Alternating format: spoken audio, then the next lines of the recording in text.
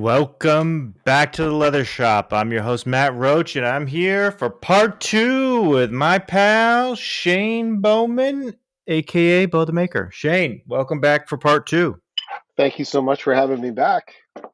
It's like we never left. It's just like we never left. Or it's 5 minutes later. And now we're in part two. So here we are. We still got lots of questions. And we're gonna answer them all. Let's get into it. So no introductions needed on this one.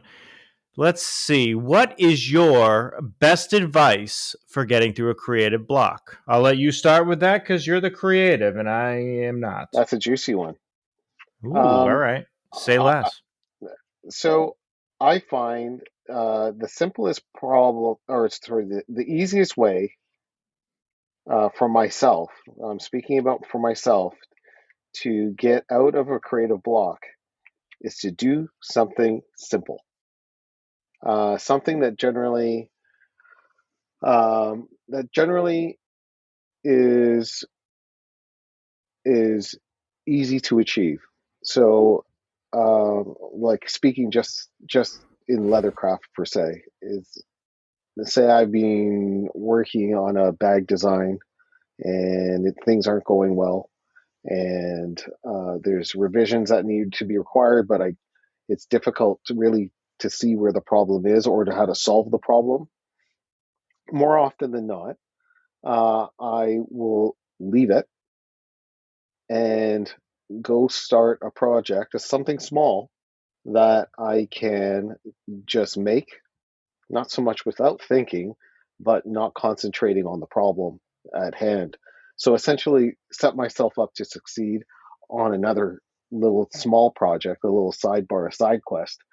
And through that process, uh, you know, on my own accord, I end up kind of thinking through that problem whilst I'm making something else.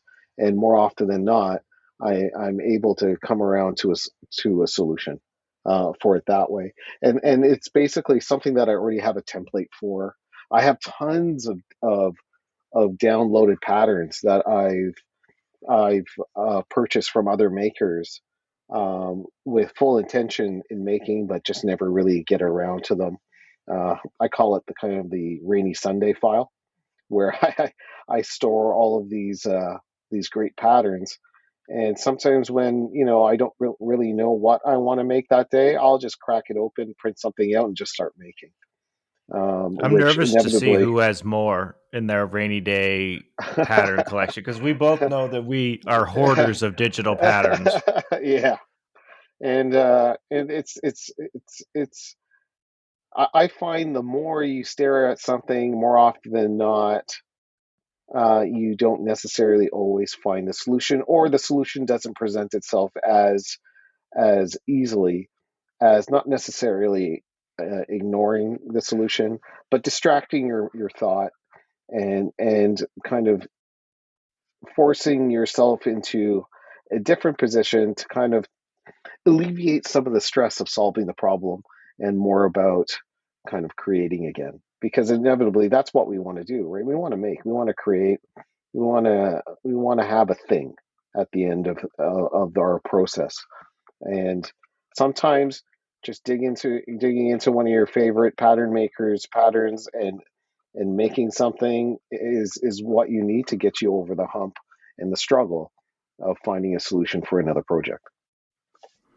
It's funny how you approach it versus how I approach it. I just completely remove myself from the situation. If I am having a creative block doing, a leather project, I'll go and do something around the house, or Hmm. I'll go watch a movie, or sometimes I'll leave a thing on my bench for a week, 2 weeks, and Hmm. then it'll just come to me. I have found, at least for me, the harder I think about it, the further I get away from the answer. Absolutely. I think it's, at least for me, now everybody's different.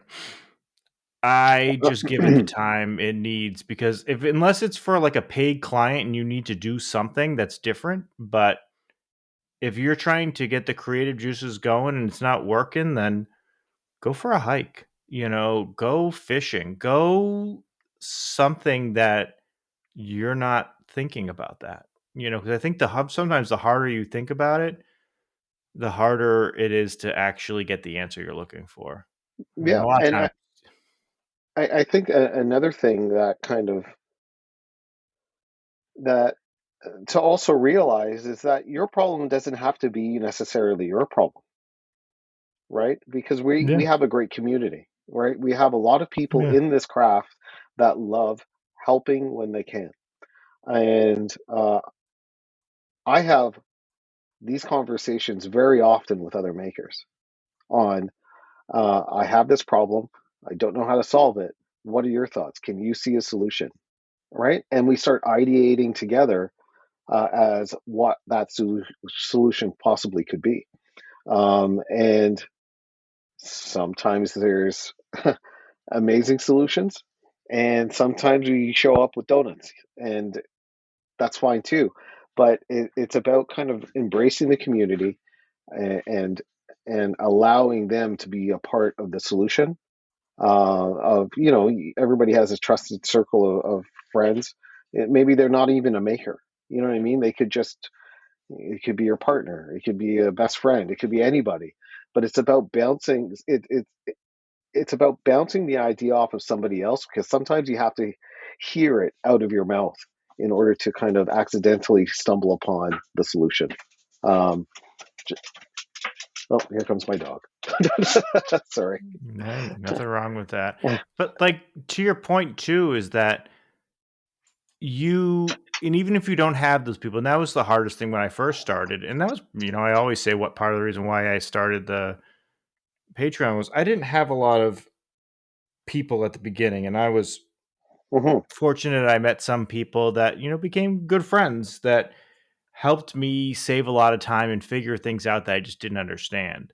So it's, one of those things where find a community where it's safe to just throw out tons of questions with people who don't mind answering them Yeah, and mind yeah, helping. Like find your community. It doesn't have to be anyone in specific. And if it's not something that I do or somebody else does, that's totally fine. Find what works for you and helps you get to where you want to go. You got to find the group you jive with and the people that are, like-minded that you can work with. yeah. I And think that's I important. I think things like group chats on Instagram is a great place. You don't need 30 people in a group chat, but group chats that have five, six trust people that you have trusted opinions with and stuff like that, and you have easy conversation with. Those are great. Other places like Discords, Leather Shop Podcast. There's a great Discord that the members always kind of share kind of what they're doing and issues that they're coming across, and not just on leathercraft. Sometimes sewing machines, like that's a rabbit hole in itself, right? Yeah, And there's been so many times where people don't know. Actually, people have helped me with my machines. There's certain ones I just don't know what to do with them. right, And like my and skiving machine. there you go. And people, if you're going through through that problem, I guarantee you, there's tons of other people that have already gone through that same problem, and more often than not, have already solved that problem. And the sometimes the only thing standing in the way of that solution is just not asking the question, right? And Yeah. I understand sometimes asking the question, that's kind of like letting your guard down and kind of letting people look behind the curtain and see that you don't have all the answers, and that's okay, right? Just accepting that as being okay is great, because you open yourself up to a wealth of knowledge of a bunch of other people that are always ready to help out. Sorry, I'm gluing as we speak. I like it. Speaking of gluing, I got this like gluing mat thing that I use, The and the silicone glue. mats. Yeah, it's like the greatest thing ever. It was like $7, and Yeah, you just peel it off when you're done. yeah, yeah. It's It's the great. greatest thing, and I stopped wasting paper towels Yeah, yeah, for because sure. I would waste so many paper towels, Yeah, and it was just I'd be like, "Oh man, not again, another roll," and yeah, yeah. I yeah, that glue gets it's like sticky, but side tangent. I don't even know, but yeah. So find your people, get through it, and yeah. Honestly, I think community is the biggest thing, and I think this is a really great community. I will say, I've met more great people than I've ever met not great people. Hmm. Out of all the communities I've ever been in, and for hobbies that I've had, I think this is probably the most supportive and the nicest I've ever been a part of. I For sure. genuinely there's I not I every do. person you click with, but I think there's I don't just hide it. genuinely great people. I don't hide it. I love talking to other makers. I'll you know, I have the gift of the gab clearly. So um, You? No. No, get out of here. I feel like you almost make me seem quiet. You love chatting. yeah, you're probably right. I don't know. I just love it. I just love kind of having these shared conversations with like-minded people about the craft and creativity and kind of learning about how they got into it and what inspires them. And You like learning. I love to learn. I love to That's learn. why And we probably get along. yeah, and We like learning new things.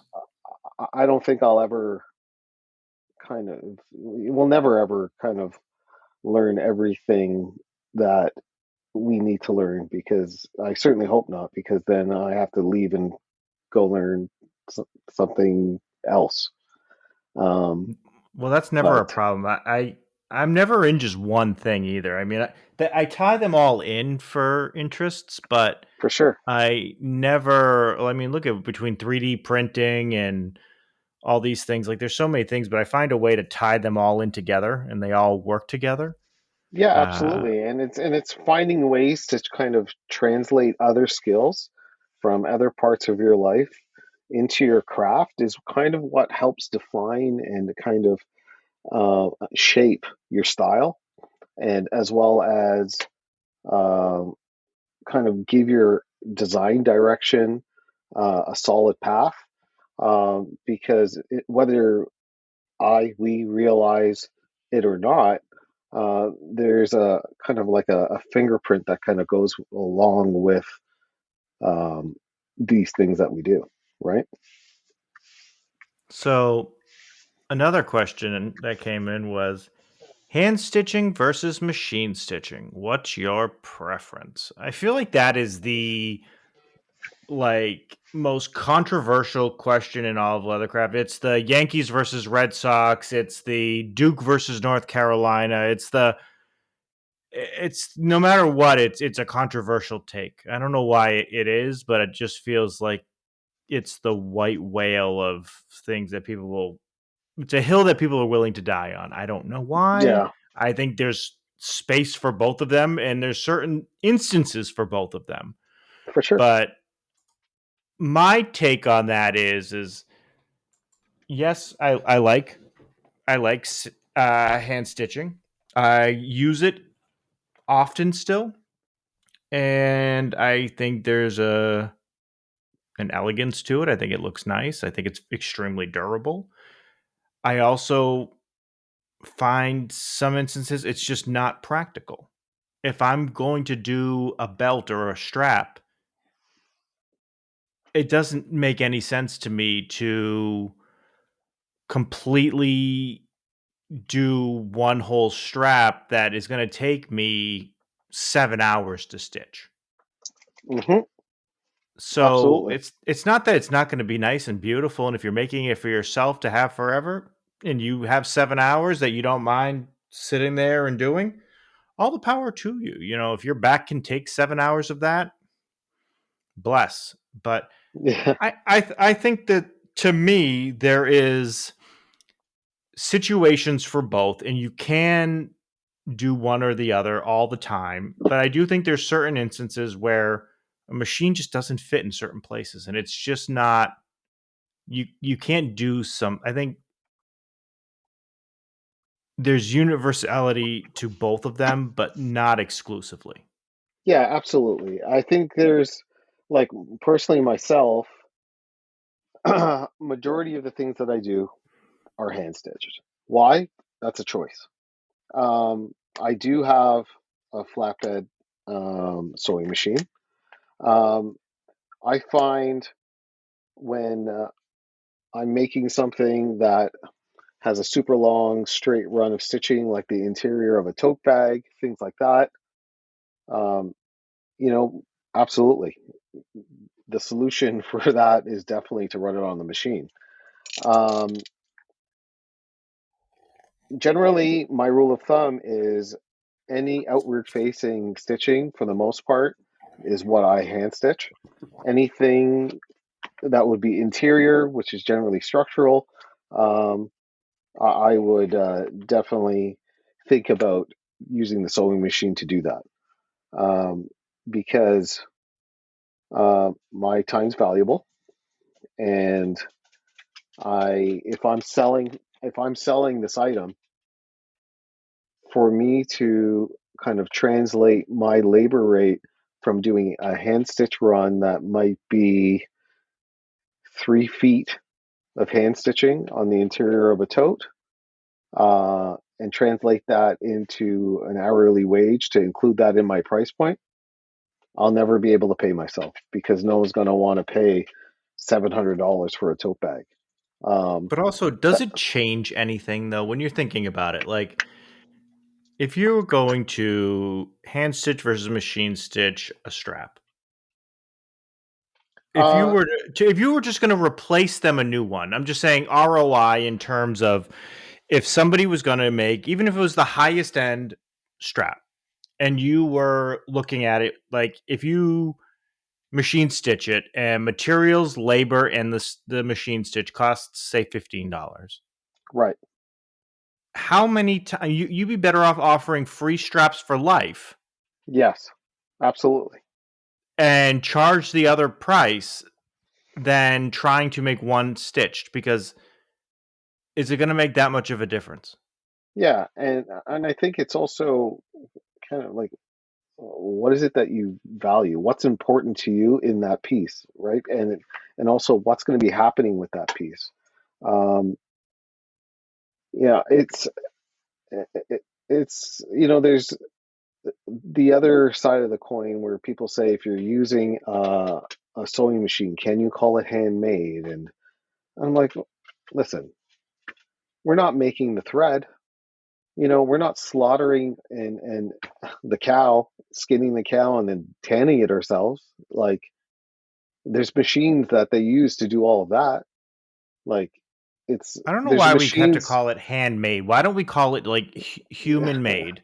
Yeah, Like is and also there's still somebody making your things in another country. Does that mean it's not handmade? right. You know, it's So not like people are it's not like there's robots making your shoes right, or your t-shirts. They're all being stitched. yeah, but It's a I human on don't. the other end of it. Yeah, I don't know if we're getting away from the question, but long story short, my preference is to hand stitch, right? But I Yeah. definitely embrace the idea of machine stitching. Um, do I want a cylinder arm machine? Absolutely. Right? Just Yeah. because, I would love to have, I kind of see the flatbed and the cylinder arm kind of being the bookends um, of leathercraft as far as sewing goes. And they would be a great asset, to anyone's workshop. That's the white Um, whale, making the cylinder arm a true flatbed with a 3D print. That is there you my go. white whale that one day I will figure out the perfect attachment that fits so flush that it makes it like a flatbed. Will Well, I if I accomplish it? Probably not. But I would really, really like to do that so that people who are limited with space and money can have the best of both worlds. I promise you, if I ever do get a Cobra Class 26, um, I will definitely engineer that solution. Oh, so I have to wait till you get the. Oh, that's great. Pretty much. Oh, that's nice. You can come use mine. I think the biggest thing is getting a 3D modeler so that you can design something that fits flush to the actual arm that you can Yeah, slide in. I think it yeah, all derives on the exact dimensions on something that is uniquely hard to measure. yeah, yeah. There's so Well, many little edges and things that it is very, very difficult to get perfect. but there's a solution out there, You know, right? I feel like that is something that could make a lot of money. Your issue with that machine is that it just takes time to swap the flatbed tabletop off of the cylinder arm. It's not that it takes time, it just doesn't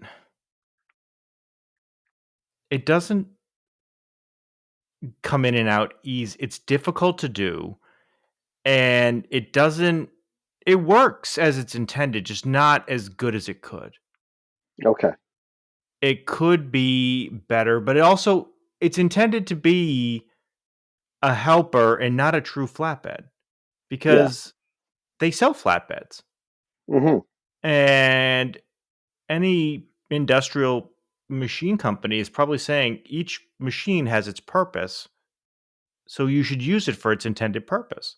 Yeah. Well, I think it's the nature of all of us trying to get as big as the biggest bang for our buck, and the functionality of turning that cylinder arm into a flatbed is a huge asset for sure. But there's also the analogy of an enduro motorcycle. It's kind of good on the road and kind of good on the dirt, but not fantastic at both. So it's If I could get it 80% of a flatbed, to me, that is good enough, or right, 90% of the way. Like, it's not going to be an exact flatbed because it's not a flatbed. But there's nothing to say you can't get it extremely close because at the end of the day, the sewing mechanism is exactly the same. It's right, just it's much taller and it's got an arm instead of a table. right. If it was on the table, it would be identical to a flatbed. Hmm. It's got an arm. So there is a way to do it.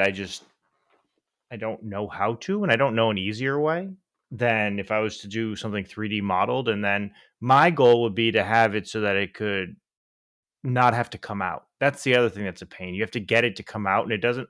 So when you take it out on theirs, it hits the bar on the right-hand side and it's Hmm. very difficult to get out.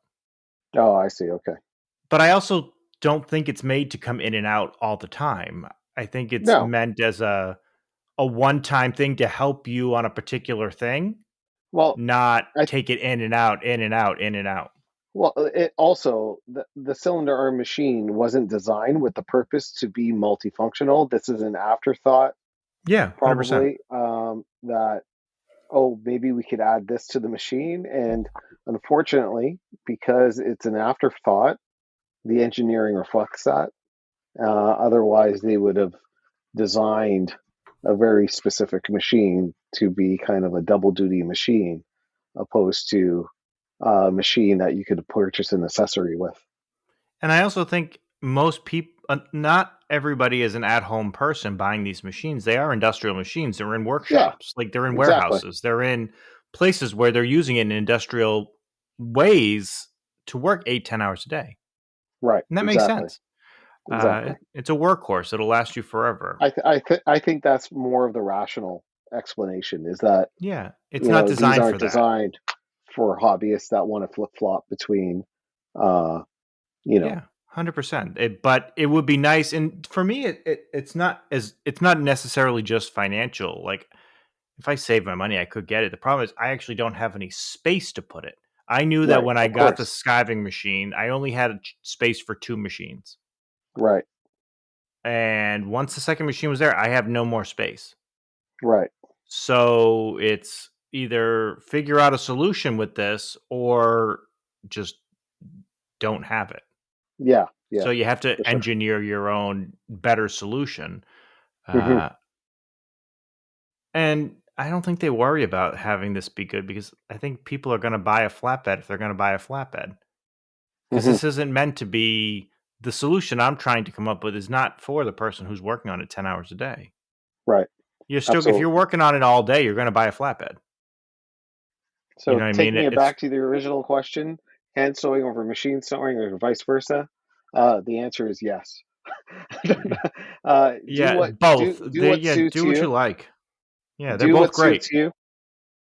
There's definitely upsides from one to the next, but I think the reality is is that we always will have things that we want, but those things that we want aren't always necessarily the things that we need, right? And Um, maybe we can have our cake and eat it too.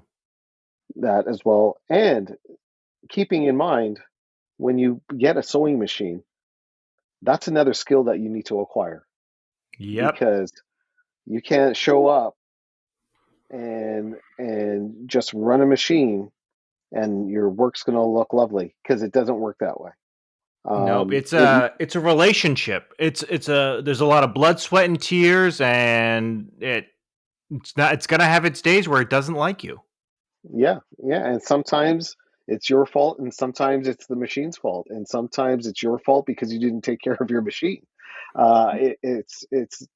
It's this raggedy edge of sure it's going to take you, a fifth of the time in order to complete a run of stitches, but But it'll take you 1,000 sometimes, times longer getting it yeah, to that point.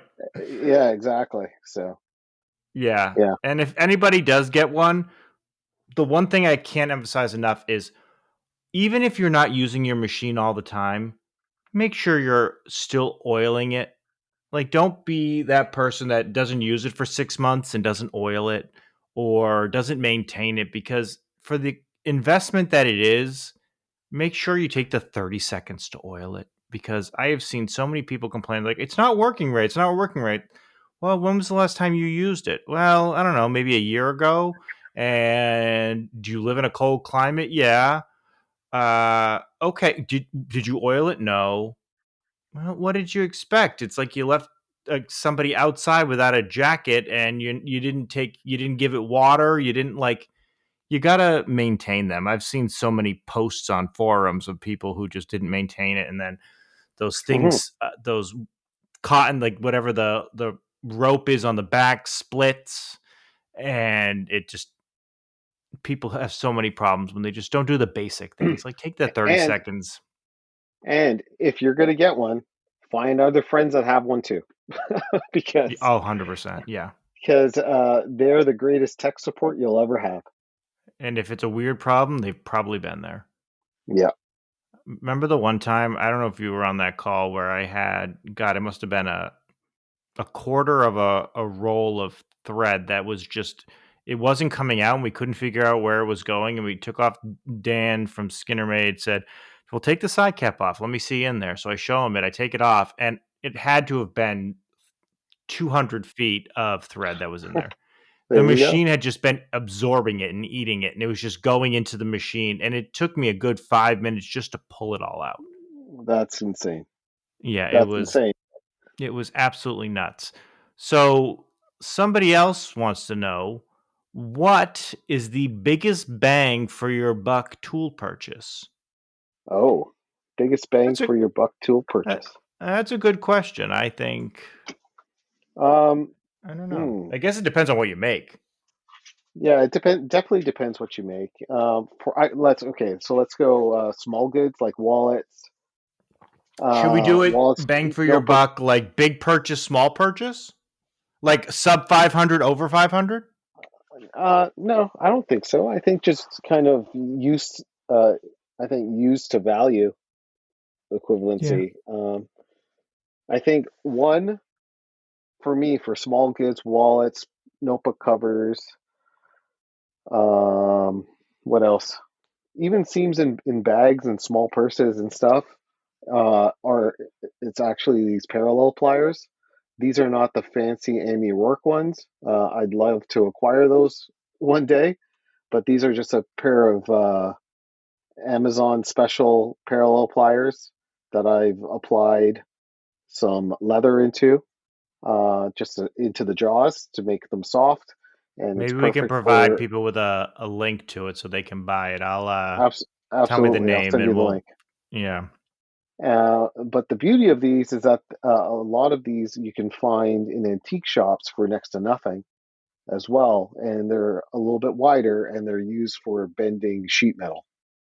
Um, and they're a great asset. I have a vintage pair here that I've yet to wrap the handles with because everything needs a wrapped handle, right? When you're a leather crafter. Um, 100%. Or you can and dip it in that rubber stuff, which I just bought and I'm really excited to use. yeah, um, so there's a lot of great things out there, but I think especially with people that live in condos and apartments where you might be making late at night and you can't exactly pound uh, you can't hit your seams flat or you can't hammer your stitching flat. These are a great asset to have where you're just utilizing it in the fashion of pliers and just squeezing and flattening everything down. And these are literally, I think, $14 Canadian. So what's that in USD? 6 cents or something? I'm not sure now what the exchange rate is, but At yeah, um, 8 cents. But also with that tool too, the other thing is I found if you are hammering like late at night and you're trying to you know, not make a lot of noise, I have used that rubber pondo on top of those old fitness mats, like the foam, mhm. and it absorbs like 98% of the noise. I've If you never take tried the that. the thick foam with the heavy pondo rubber board on top, It doesn't uh bounce too much. no, it's not Oh, bad at that's cool. all. I've Yeah, never tried that. it absorbs the. I mean, you're also not wailing on it, but you know what I mean. Like it's or you Oh, could do it. I come Well, down like Thor on my irons. I'm like, well, for that case, I can't make any promises, but for the average non-mighty wielding like Shane, it works pretty good. I do it on top of I have my granite slab and then I have the foam and the rubber, and it usually does a good job. cool beans. Uh, but yeah, so we'll put that. That's a cool idea. I have one of those. I will say, bang for your buck. I would say, like use like the amount of time you use it. If you are hand stitching, good irons do make a difference. Oh, But I for sure. will say, don't just fall into hype and buy irons to buy irons. You can get stuff at all different ranges. You can get them as high as the Amy Rokes, which are hundreds of dollars, and Cinnabrox, all the way down to stuff from $25 for three, and they're serviceable. They're fine. I'm Now, I'm gonna put this out there um, that this is I am not paid to say this, but every time I have the opportunity, I let people know about this maker. It's called 1 5 Leather Store. He makes amazing irons. He's out of Vietnam, and for the cost, I use Cinnabrox. I have Cinnabrox. I love using them. I I fear the day that I break a tooth on them and have to replace a tooth. yeah, mine Um, broke years ago, and I couldn't get it out, and their jig is $735 to change it out, yeah, which it's ridiculous, but yeah, if uh, Cinebrox, if you're listening, make the jig cheap. It's yeah, literally a piece of plastic. Like, come on. Like, you want people to buy your stuff and repair it. If you're going to charge high end prices, let people repair it. absolutely, $75 for a jig is the stupidest thing. absolutely, and like the cost of two stitching irons from 157 Leather Store, I was able to purchase an entire set of French irons. Um, uh, the difference is his tooth width is a little bit smaller, I believe. Cinnabrock's run about 2 millimeters wide, and his run 1.8 millimeters wide. I think Cinnabrock also sells a 1.8 as well. But nonetheless, what I'm saying is, from the perspective of getting something that's a shiny brass, opposed to a more cost-effective solution, 157 Leather Store has a lot of great options for really quality made tools out of Vietnam, and he's a So great guy. He's a great guy is to he deal with. KS is he KS Blade because they look identical?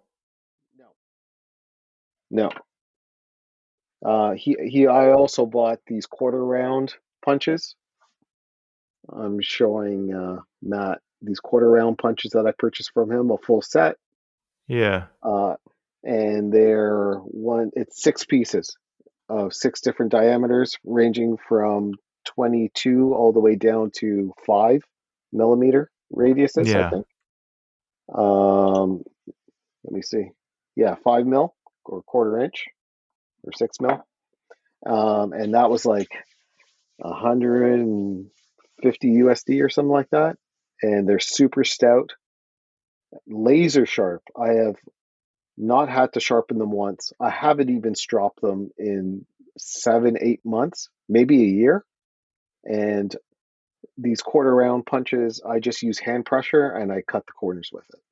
I was going to buy, I don't know why these quarter round punches are so crazily priced. Like I have this one here that I bought. You'll know this one. This is the one from Tandy, right? And it's Yeah. just the 12.5 millimeter quarter round punch for notching the corners of wallets. And I think I paid almost 45 Canadian for that. And it doesn't hold an edge. The steel is awful. Um, and then when I found 157, it was an amazing opportunity to get a decent set. I didn't know anybody else that had any experience with them, so I kind of took the chance, placed the order. I haven't looked back since. And like I said, I'm not sponsored by him. I don't get any kickbacks from 157 store. I'm just really stoked on their product. And anybody that asks me, I tell them about them. So that's all I got to say about that. All right. So now here we're going to get into that tough journalism. So I have theirs up, and I also have KS Blade up. Yeah, I am looking at both of them. yeah, If you were to take the names off of them, yeah. I couldn't tell you the difference. Shocking. Nearly identical. I No, KS Blade, I believe, on their French irons, you can replace the teeth by removing a screw, I believe, correct? uh hold On on. 157 store, you Nope, still not have these to ones. eat. Oh no? Okay, so same difference then. There you go. They are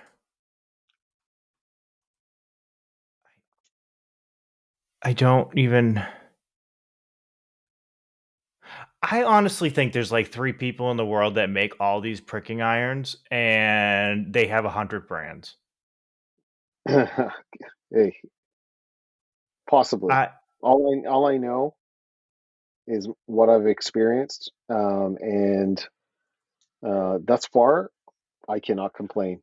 I've been very Oh, no, happy. I'm not knocking anybody, I'm just trying No, not at all. No, I get to that. figure out I mean, maybe there's only so many ways you can make a pricking iron, but, like, I mean, these are identical, like, down to the smallest details I'm looking at. I'll tell you I how. I'll tell you how they're not identical in price. They're only $20 difference. Yeah, what the KS? How much is a full set, and what do you get for a full Oh, set so of KS? I pulled a 2 and an 8 of 3.38 in both categories. So it was Oh, it looks like it's on sale. It's so it's right now it's 152 from KS Blade, Yeah. and 157 for a 2 and an 8 is 130. Okay. So it's $22 difference. So for when you buy a full set from 157, I I'm trying to dig them out of my drawer here. So I And KS have Blade is from South Korea. so I have a 1, a 2, a 5, and a 9. These are 157's French irons at Yeah. 2.7 centers. I bought them for doing watch bands, Mhm. and this cost me 150 USD as well for everything. You know what I wonder? I wonder if the when they make them, they're like pieces that you have to like make together, like they're machinists and they make it, and that's why they like the handles. A lot of them all look the same or something. Like I wonder if there's like a reason why a lot of the aspects look the Not same. sure. Not sure.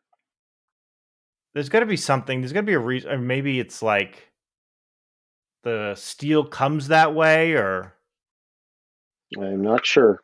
I would like to know though because it I feels don't like know. there's so many I companies. I don't know if there's any way of finding that out, but if you do, that'd be really interesting to know for sure.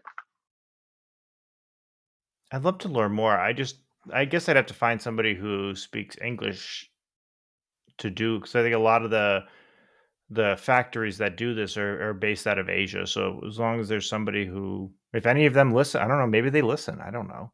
Maybe But they if you do. any of you do listen, reach out to me. I'd love to have you on to learn more. I don't know what I don't know, and I'd love to know if it's just three random guys that own the pricking iron market or if it's a vast consortium of thousands of different individual makers that buy just steal from one manufacturer to do their own work. I don't know, but I would really my genuine curiosity is like piqued.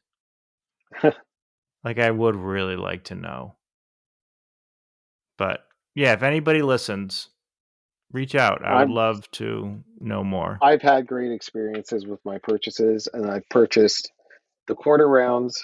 I've purchased the 2.7 French irons from him, and as well as the 1 millimeter punches.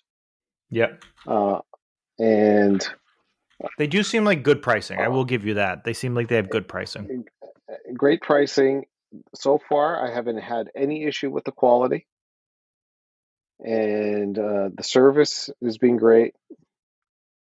And that's more often than not, I always find I'm always a little bit hesitant because I kind of never am shared information like this, like, purchasing experience, stuff like that. And especially when you're sending money overseas, it's a little bit nerve wracking, right? Because you don't know Yeah. who and what you're sending your money to. But I just like to share that I've had multiple experiences with this company, and I they've been fairly good. If anybody's heard anything different, please do pipe in and let us know. If you've had experiences that are different, um, please yeah. do share as well. I like to share my healthy level of skepticism on everything. I don't Of like course, to cuz of also course you but do. also if you don't though, then it just I don't know, it just feel like if you don't question things, it feels like it's a little bit of a well, maybe I'd try to value myself on some journalistic integrity of like why like if you stop questioning things,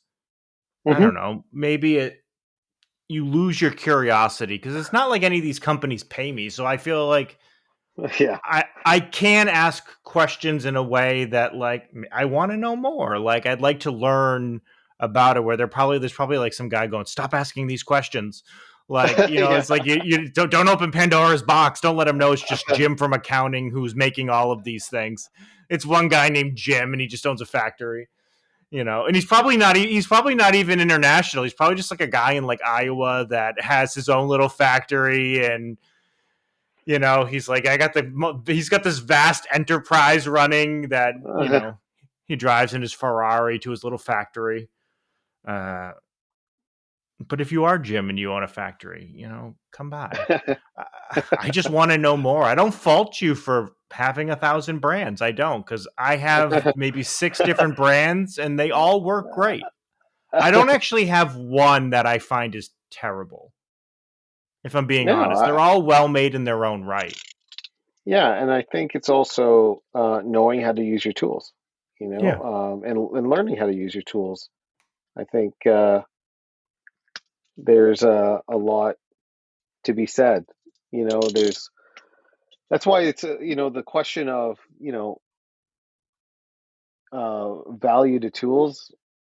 These are my experiences where I find you know old vintage tools and I spend time and I clean them up and I don't spend a lot of money on them, but they're worth like $1 million to me because um, of kind of what they represent as far as history. I like my stuff old and dusty, I guess. I don't know. Patinaed. Yeah. But what the one hill I will die on is the Cinnabrox jig. I will die Yeah, on that that, hill that's that pretty ridiculous. there's no reason it should be $60 for Absolutely agree. or sell a plastic version for like $3. I don't care. Like if you have one that's higher end and maybe it's made of steel and you can justify it, that's fine.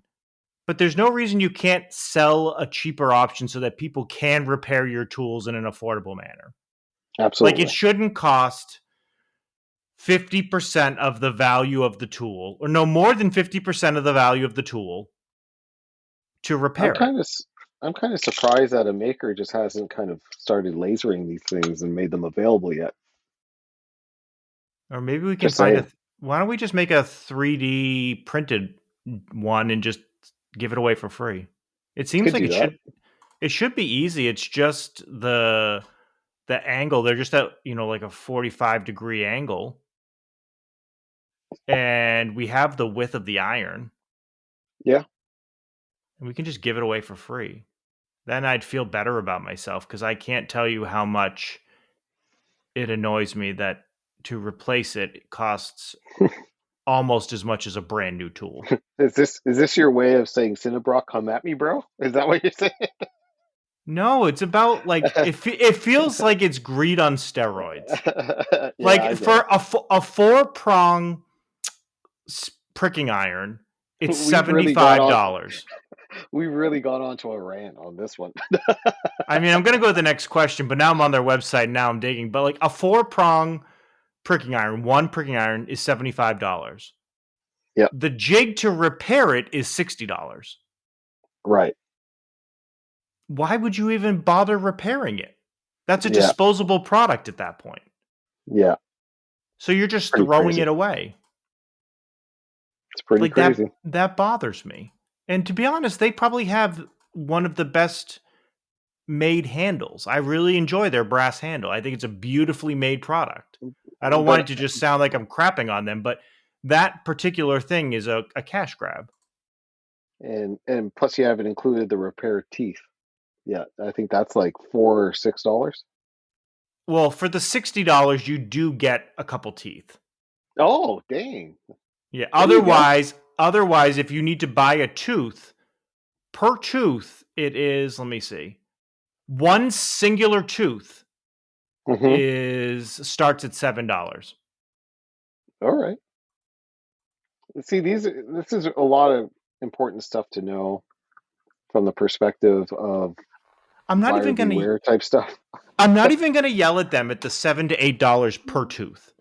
Like I'm Right, not gonna fair. yell at them at that because yes, that seems a little high, but I'm not gonna yell at them for that. It's not absorbent. Like, does it cost you 4 cents to make that one tooth? Probably. But like, Hmm.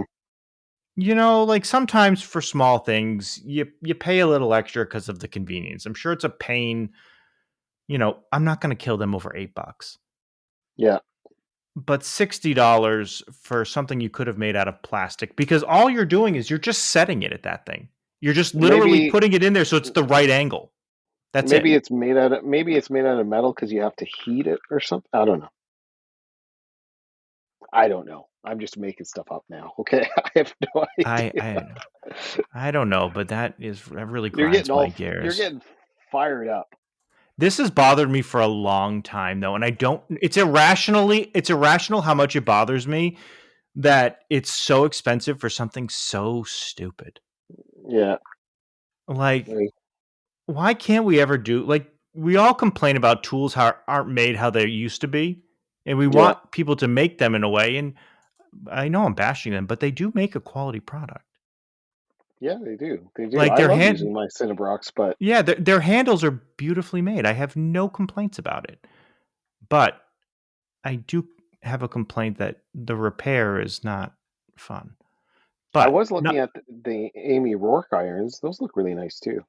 yeah, those seem I've nice. never, They're expensive. I, I've never used them before, but I can't imagine them pricking any different than any other No. iron. But I mean, the ones that I got for $25 from Ali. Remember, we were one of the Sunday night chats. I bought, I don't know, like impulse bought like a set of three for yeah, $25, yeah, and to be honest, those work just as great as my other ones that are like yeah, $150. yeah. You don't need to spend a lot of money No, in to get for into the people, craft. The you do get to the what you the pay t- for though. Like $10 ones, like $5 and $10 ones, you do get what you pay for. They Sure, stink.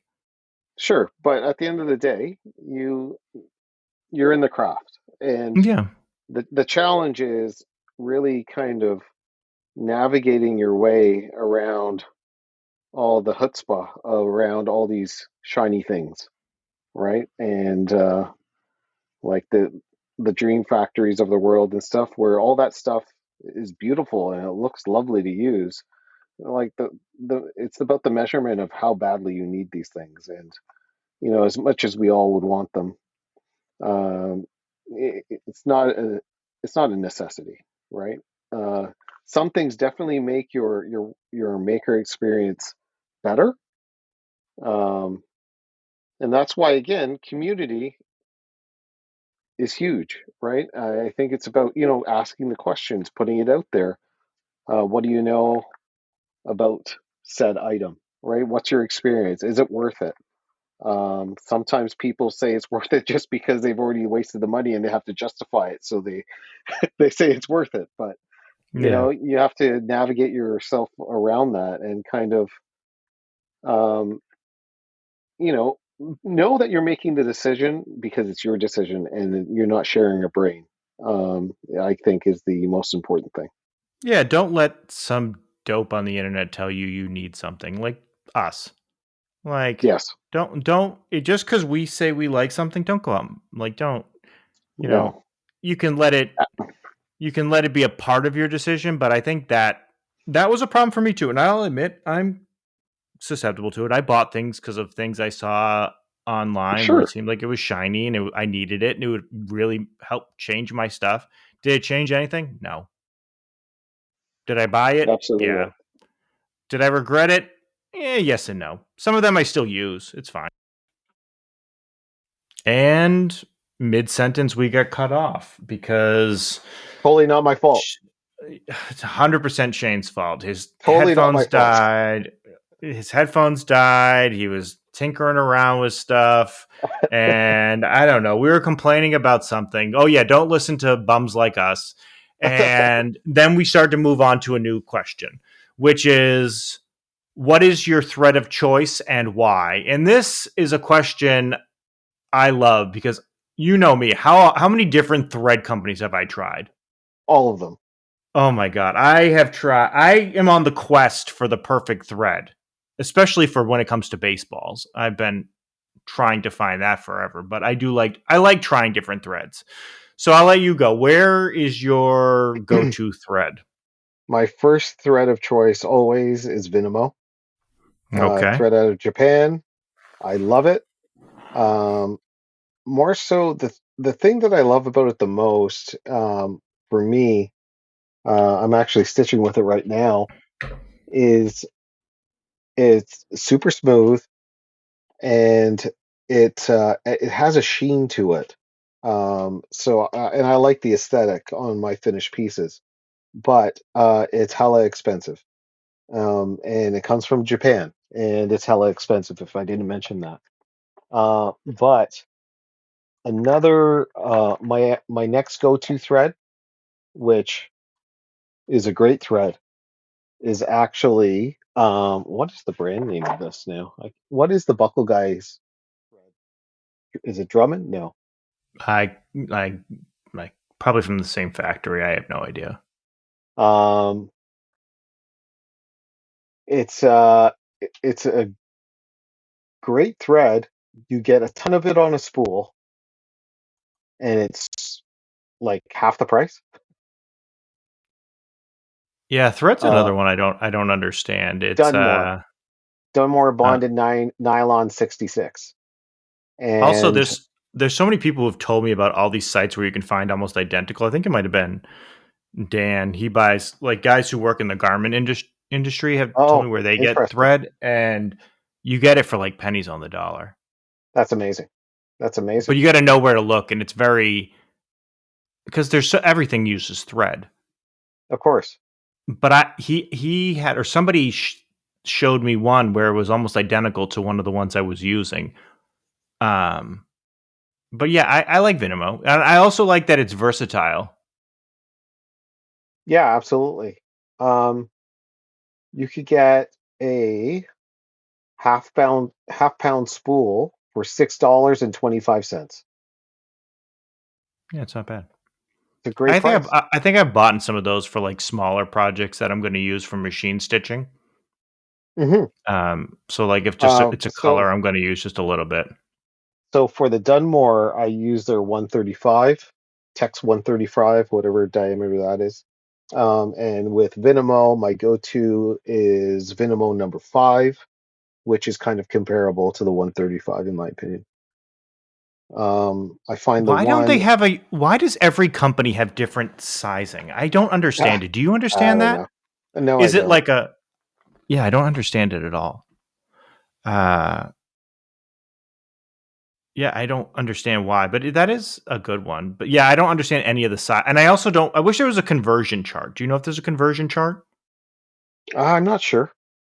I'm not sure. Even I don't even know if it would matter in retrospect to the inconsistencies um, of measurement when it comes to thread, but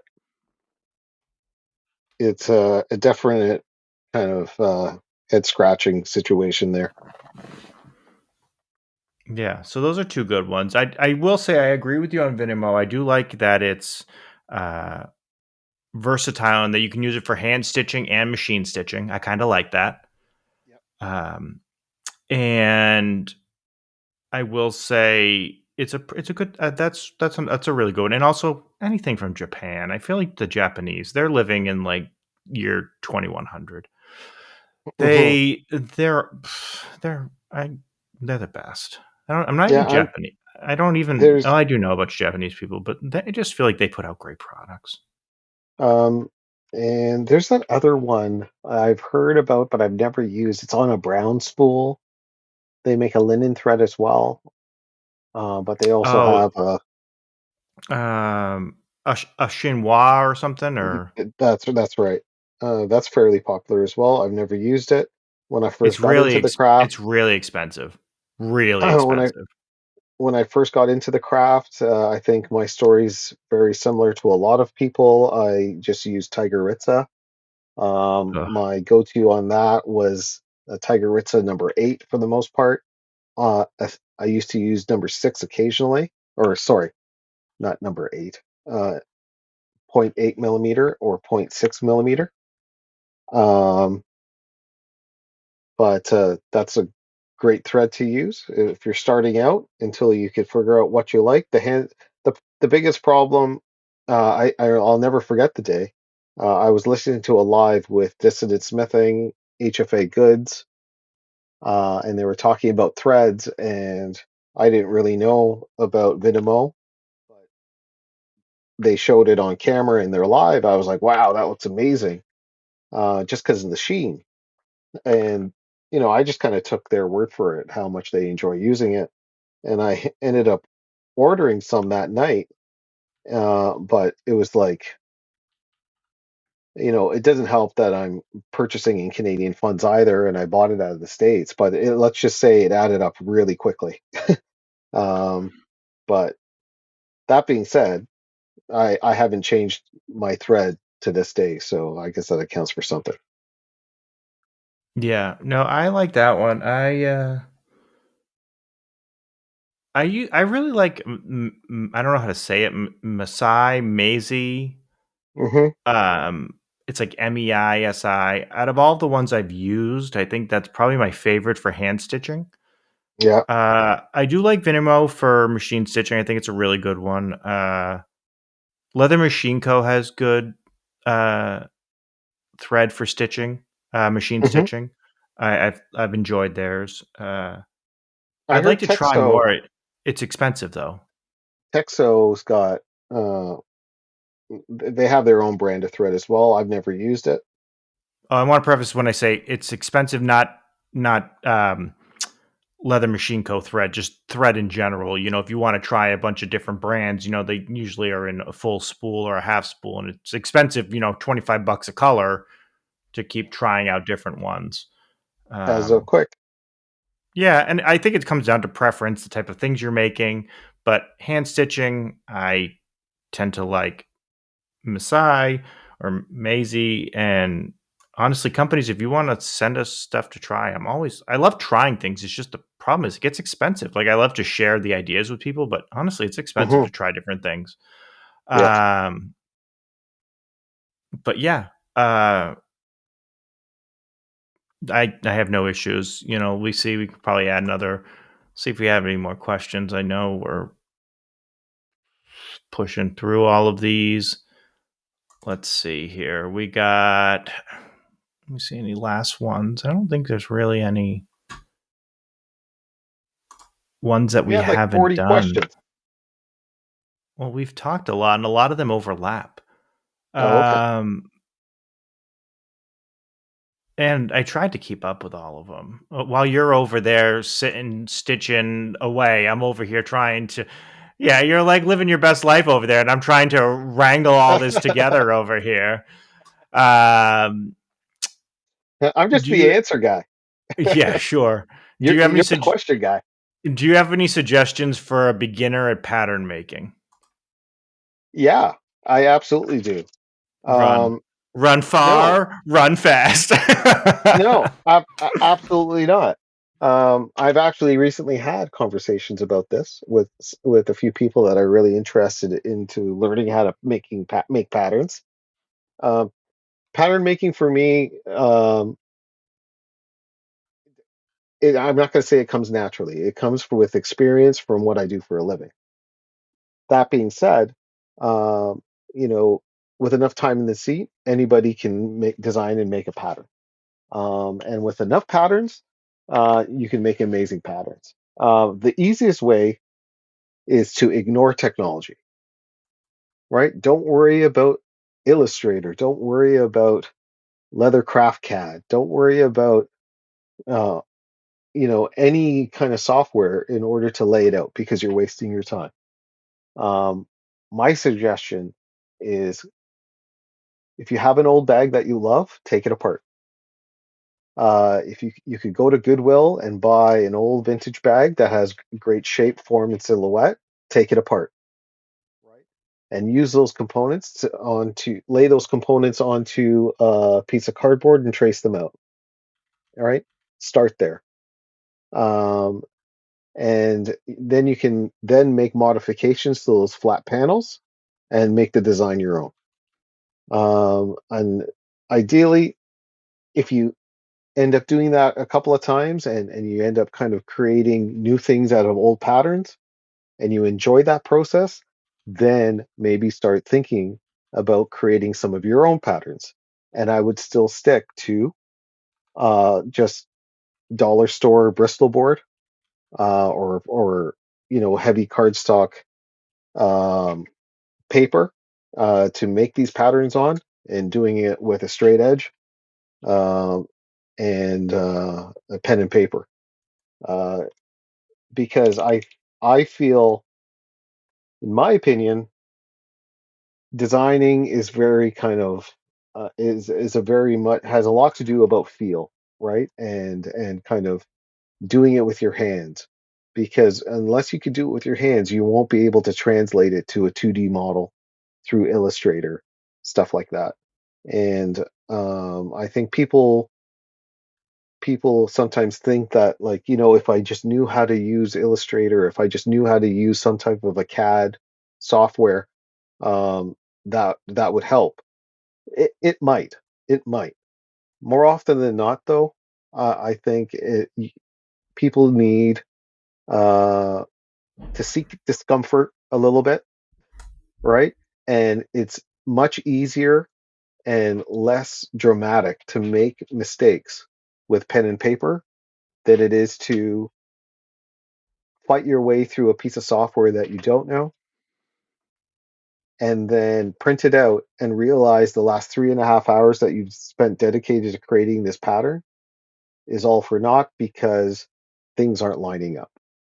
Where if you're designing in the real world with paper and pen, you can immediately see where things are going to line up and not line up. And if it's not lining up, you trim away, or if you have to add a piece of cardboard in order to extend your pattern, you can. It's super easy. Um, I think that was a little bit long-winded, but I think that's kind of what I got to say on that. Yeah, I do the same thing. I use either like manila envelopes or thick cardboard or thick cardstock, and Save your I cereal boxes. yeah, you could use your cereal boxes, anything like that. Anything that's like thicker, I use. I find it difficult with just thin paper, but cereal boxes, shoe boxes, any of those things, I use, and I mark it up. I just trace everything on there and fold it and do all that. Like I try to make an actual physical like prototype out of that so that you can kind of see. I try to, if I'm gonna bend it, or make a cover.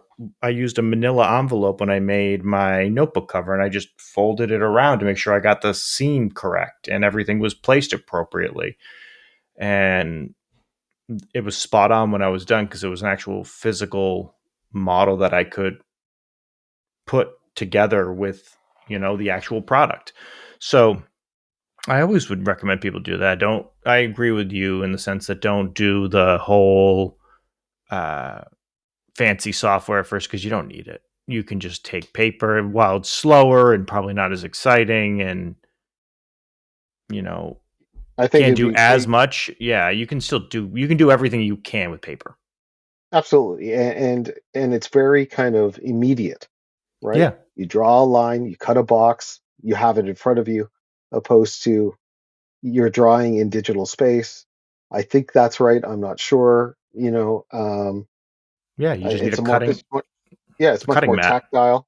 Yeah, it's much more tactile. It's and and also kind of starting from the place of designing a pattern. I think it's best said by what's the author's name? Austin Kleon is his name. Steal like an artist. Is that his name? I'm not Um, sure. but yeah, I'm like unapologetically take something and recreate it, right? Yeah. You're not be honest. Don't claim it as your own. Let people know that you recreated something, right? The reward is in the pattern, not in the project. So just know that whatever you created, if it looks just like the thing that you were copying, you did a great job. Right? Yeah. All right. It's a good But point. that is only to build your skill on uh, designing new patterns and making your own thing. But yeah, I a lot of people get a little caught up on copying other people's work and stuff like that. And like, yeah, if you're going to be copying other people's work and trying to sell it as your own, that's kind of shady. But if you're doing it as a purpose in order to teach yourself a skill, that's the easiest path to do it. Yeah. I agree. And I think we get a few more questions and we might be able to do a part 3 because we still got some questions. I think we should probably put it out to people. Send us a few more questions and we'll make a full part 3 so that we can really keep it going. Uh, Sounds good. I want to keep the Q&As. I don't want to keep them too long because also, who wants to listen to us for several hours doing Q&As? They might just be like, "This is my nightmare." We'll I've get you been back to listening your to us, and I'm over it. yeah. I understand, um, but we will probably, if we didn't get to your question, we will get to it. We'll probably, if you have questions, send us DMs so we can add them to our running list, and we will uh, get to them as soon as possible. Hopefully, in a part three, we will have other regular episodes. We're gonna have the football challenge coming soon. Stay tuned. Message us anything if anything's been helpful. You have any questions? Send us a message. We like this to be for the listeners, for the makers. So, as always, thank you guys for listening. You can find me at leathershoppod.com and on social media at leathershoppod. I appreciate everybody who supports the podcast. When you support the Patreon, it's probably more about just, paying for the services and, keeping the lights on and helping do more for the craft. And, Shane, be sure to check him out. And any last words before we let them go for this episode? Yeah, thanks for putting up with my voice for X amount of time. I really appreciate it, and thank you to everybody that sent in questions. And I certainly hope we do get another opportunity to answer all the questions that haven't been answered yet. If you're looking for me, you could find me at bowthemaker.com and on my socials at bowthemaker. And if you have any questions, inquiries, kind of in-depthful conversations that you might want to have, reach out because clearly I like to chat. So let's do that. All right. We'll catch you guys next time. Thanks. Thank you.